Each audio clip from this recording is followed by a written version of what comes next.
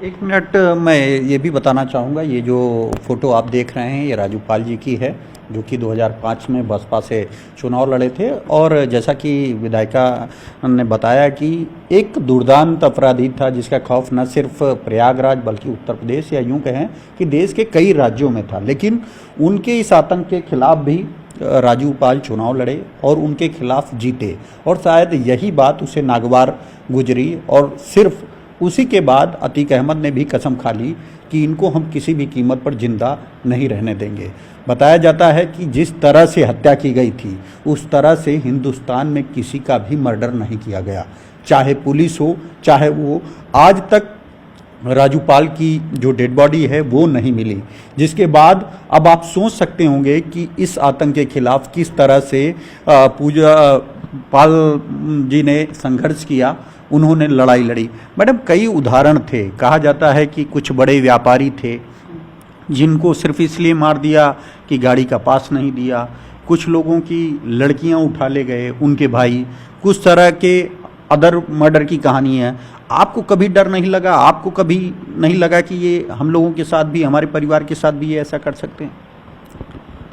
देखिए, मेरा अपना मानना, ये मेरा अपना मत है कि ईश्वर ने जन्म दिया है और ईश्वर ने मृत्यु भी तय किया है, हमारी भी मृत्यु तय किया होगा। मगर जब मेरे जीवन में इतना बड़ा संघर्ष शुरू, एक जो जीवन जब स्टार्ट हुआ था, नई जीवन स्टार्ट हुआ था, उसी में जब संघर्ष लिख गया। और जब एक महिला का दो ही चीज़ प्यारा होता है, पति और एक अपना औलाद, तो मेरा तो ज़िंदगी बसने से पहले से ही उजाड़ दिया गया। तो वो महिला फिर क्या ही सोचेगी कि हम किसके बारे में सोचे। और मैं अपने जीवन के बारे में कभी नहीं सोची, पहले भी, आज भी नहीं और आगे भी नहीं सोचूंगी, क्योंकि मुझे लगता है कि हर इंसान सिर्फ ये इस डर से लड़ना छोड़ देगा कि मेरे बीवी का क्या होगा, मेरे बच्चे का क्या होगा, मेरे घर परिवार का क्या होगा, तो मुझे लगता है कि फिर न्याय कभी नहीं मिल पाएगा। क्योंकि न्याय के लिए कभी किसी न किसी को तो देखिए कुर्बानी देनी पड़ेगी और किसी न किसी को तो आगे आना पड़ेगा। क्या आपको लगता है कि उत्तर प्रदेश में मैंने देखा है कि कोई भी किसी तरह से भी अतीक के ऊपर एफआईआर किया होगा, एफआईआर सिर्फ 2 या 3 महीना चला होगा, उसके बाद वो एफआईआर ख़त्म हो गई होगी। आप ये सोच सकते हैं कि मैंने उस एफआईआर को, राजू पाल जी के एफआईआर को 2005 से लेकर के 2023 तक मैंने जिंदा रखा। और क्या इन 2005 से लेकर क्या 2023 तक क्या मेरे ऊपर अत्याचार नहीं हुए होंगे? क्या मेरे ऊपर क्या जो षड्यंत्र जो होते हैं वो नहीं हुए होंगे? क्या मेरे मर्डर के बारे में नहीं सोचे गए होंगे? क्या मेरे निजी जीवन के बारे में नहीं सोचा गया होगा? क्या मेरे जो परिवार के खुद के लोग हैं, क्या अतीक अहमद ने उनको खरीदने का काम नहीं किया होगा? सारे, मतलब आप समझ लीजिए, क्योंकि 18 मतलब इतने सालों का संघर्ष रहा है, 18 सालों का, तो बहुत सी चीज़ें मैं नहीं बता सकती। मगर संघर्ष इतना भयानक रहा है कि मैं भी ये कभी कभी सोचती हूँ कि मतलब एक शायद कमज़ोर दिल मन की लड़की होती तो शायद ना झेल पाती, शायद मैं भी कमज़ोर मन की होती तो ना झेल पाती। मगर मेरा संकल्प था, मैंने झेला। और सारे लोगों का, अतीक ने मुझे खरीदने का मेरे पहले मुझे डरवाया, मैं डरी नहीं। मुझे क्या कहते हैं, मुझसे पैसे से खरीदने का वो किया, मैं बिकी नहीं। मुझे कहा गया कि मैं क्या कहते हो, तुम्हारा आदमी 3 महीना जिंदा रहा, तुम 3 दिन, मैं सोच लूँगा तो 3 दिन नहीं जिंदा रह पाओगे। हमने कहा कोई बात नहीं। आप ये सोचिए कि मैं मुंह तोड़ जवाब देती चली आई, और बस ये है कि हाँ, मैंने अपने विवेक से सारी चीज़ों को मैनेज कर करके मैं अपने लड़ती चली आई। तो मैं बस ये कहना चाहती हूँ, मेरे परिवार में जो मेरे भाई बंधु थे, जो मेरे घर में सारे लोग बहुत सीधे हैं, इतने सीधे हैं कि वो मेरे राजनीति में हेल्प नहीं कर पाते हैं, मुकदमे में हेल्प नहीं कर पाते हैं। उसके बावजूद भी हम लोगों ने एक ही लोग हमारे घर में दिमाग से भी मजबूत थे, तो उन्हीं को देख करके ये हुआ कि चलिए ठीक है, ताकत मिलती थी। मगर अतीक ने देखा कि इसकी ताकत ये है, अतीक ने गाड़ी घोड़ा जमीन पैसा दे करके उसको भी खरीद लिया। और आप समझ लीजिए 3-4 महीने के अंदर वो बिक भी गए, राजू पाल जी के मर्डर होने के बाद बिक भी गए।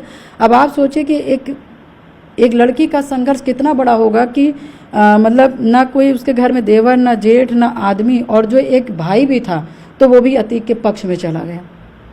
तो अकेले कैसे लड़ना हुआ होगा वो वही समझ सकती हूँ। मगर हाँ, मैंने ये भी सुना है, लोगों के मुंह से सुना है, किताबों में सुना है, लोगों से सुना है कि महिला एक ऐसी होती है, महिला वास्तव में मजबूत होती है। महिला जिस दिन सोच लेगी कि मैं लड़ लूँगी, तो वास्तव में महिला लड़ लेती। शायद मैं धरती की पहली ऐसी महिला नहीं हूँ, बहुत ऐसे उदाहरण हैं महिलाओं के, आज से नहीं आज़ादी काल से भी, और आज भी है और शायद आगे भी रहेगा। जिसने ठान लिया है उसने लड़ाई लड़ी है और लड़ाई लड़ करके दिखाने का काम किया है। मैडम, जो आपने संघर्ष किया, अतीक का खौफ इस कदर था कि उस समय यूपीए की गवर्नमेंट थी और यूपीए की चेयरमैन सोनिया गांधी के रिश्तेदारों की ही जमीन अतीक ने सिविल लाइन में कब्जा कर लिया था। उस वक्त सोनिया गांधी को दखल देना पड़ा, तब जाकर अतीक ने वो ज़मीन छोड़ी। क्या ये सच है मैम? हाँ बिल्कुल, ये एक्चुअली सोनिया गांधी जी के परिवार की एक सिविल लाइंस में ज़मीन थी और वो शायद वो वहाँ पे कोई रहता नहीं था। बाउंड्री बहुत पुराने ज़माने की बाउंड्री थी, बाउंड्री करा करके ताला मार करके छोड़े हुए थे।